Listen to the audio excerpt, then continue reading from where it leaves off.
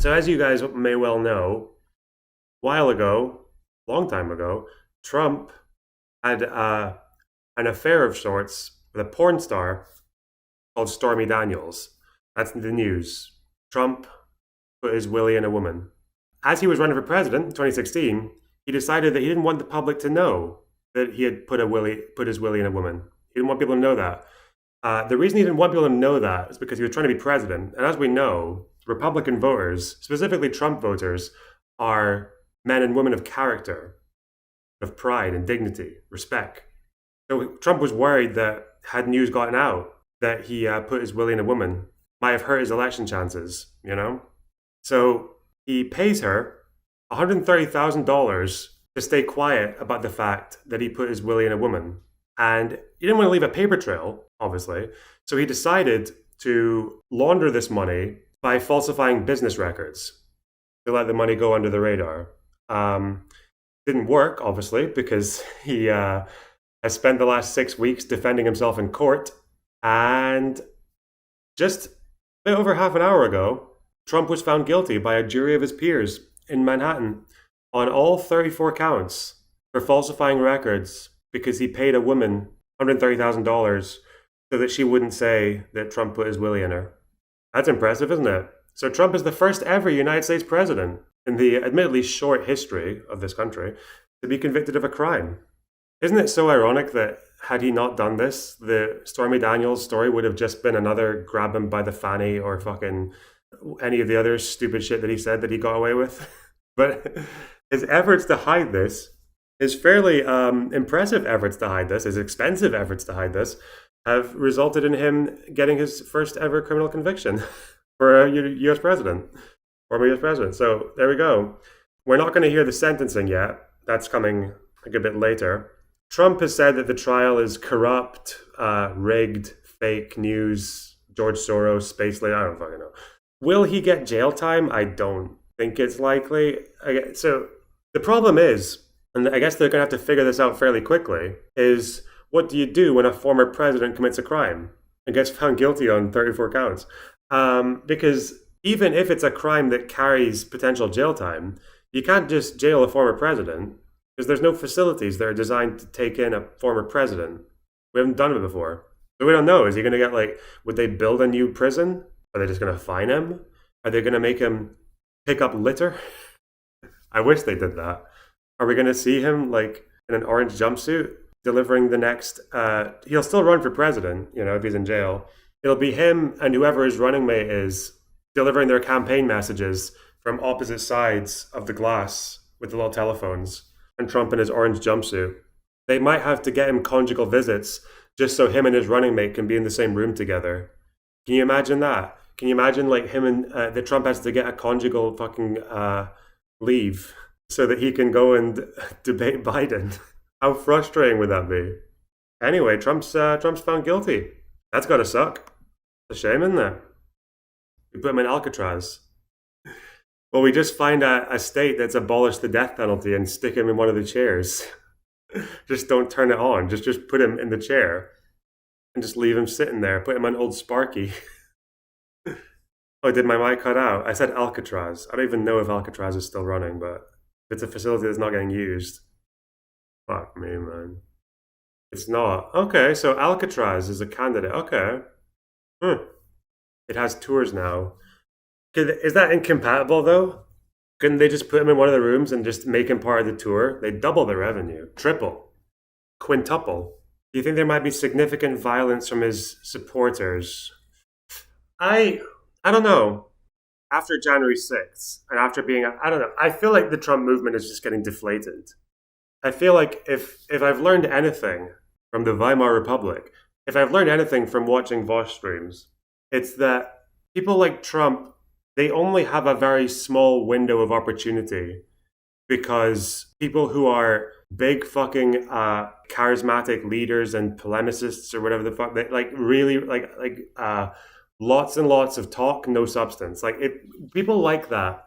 I think they only get a small window of opportunity before people just get bored of them, or before the raised expectations just kind of don't match the reality and everyone knows it. It must just get tiring. But I don't know. It's that does happen, but even then, people can do things to boost their popularity, or things can happen to them that boost their popularity out of nowhere. So, but if we're doing our Weimar analogies, the Nazis were on their way out. Actually, they were on their way. They were on the decline when they got really fucking lucky with the Reichstag fire and the shenanigans of the German conservatives. They lost like 2 million votes between the last two fair and free elections in Germany, and they almost went bankrupt as well. So, uh, but I bring that up because it's like the same principle, right? It's the same idea that you ride this wave of populism, of the nationalistic fervor, of like really inflammatory rhetoric and all that, because it raises. But the problem is that you raise people's expectations to unrealistic heights, and once you've been around long enough and those expectations are not met by anything realistically, you're kind of fucked. It's not necessarily going to be the same with Trump, but I do think in terms of like the fervor and the like how animated his voters are, I think that it does seem like they are just going to get deflated. But who knows? Who knows? Maybe something like this might help them push some conspiracy that makes them all go crazy, like some crazy injustice. Like, how did this happen to Trump, but not to Hunter Biden, and by extension, Joe Biden? Yeah. Let's see what Fox News has to say about it. Come on, Fox, make me proud. He's already fleeing the verdict. The question is, was the statute vague? Did it give Trump enough notice? That's something that they've argued from the outset, and I think they're going to continue to argue on appeal. With respect to what the jurors were thinking, I really think the question and the readback was telling. It had nothing to do with necessarily the records themselves, whether they were false or not. We didn't hear about all this discussion of whether a verbal retainer is permitted in the state of New York, or did it have to be a written one, and how these were categorized. We're really hearing from Pecker, and Pecker ties Trump to the intent. He's the one that allows us to get in the former president's head, because aside from the this is what I mean. If this had happened like 4 years ago, it would have been like Sean Hannity screaming from the fucking rooftops about corruption. They'd bring Glenn Beck one more time for his fucking blackboard theory.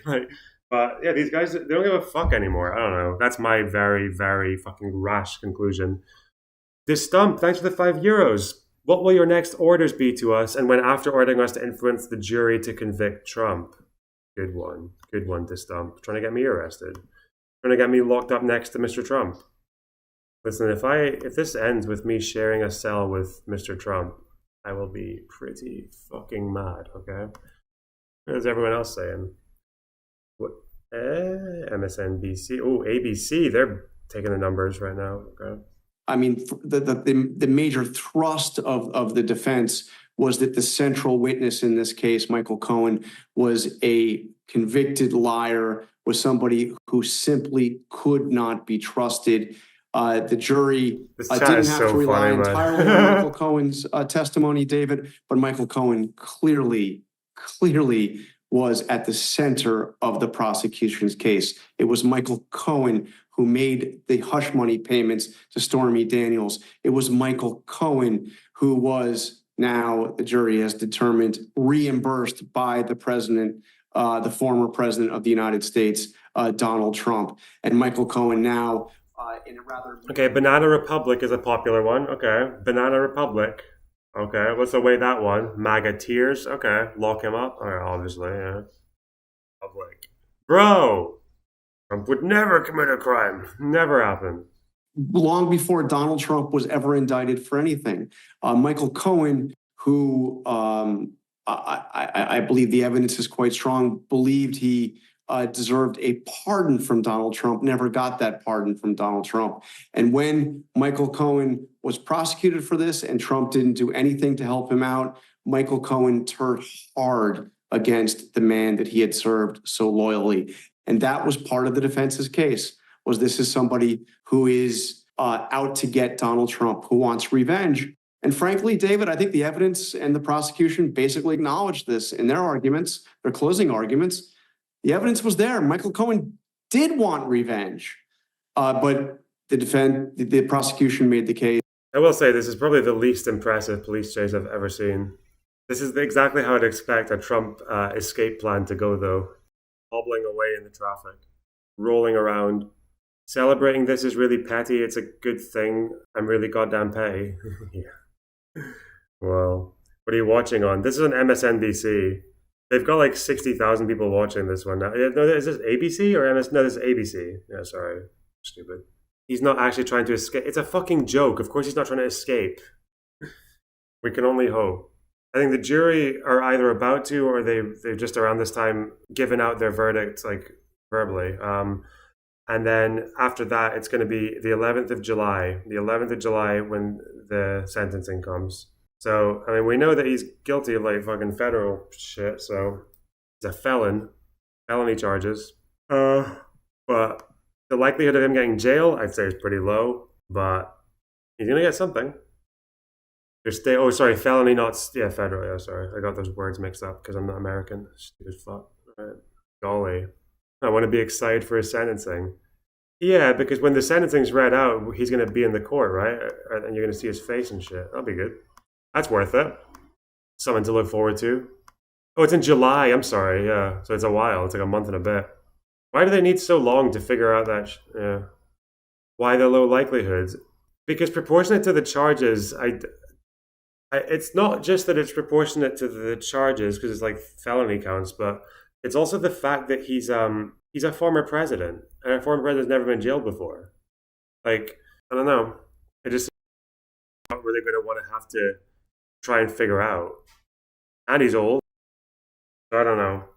It could be all of them though, right? What if it's like Netanyahu, the Hamas leaders, Yoav Gallant, fucking Donald Trump? Just stick them all in a room together. Possible. I'm not against it. The other question is, what if he runs? There's just so many practical reasons. So, like, if he's in prison, then you also have to contend with the fact that you've got a presidential candidate run from prison. And then if he becomes president, like someone who is currently president serving from jail, like, yeah, there's just not gonna. I don't think they're gonna go in that direction. Doesn't make any sense. Doesn't make any sense.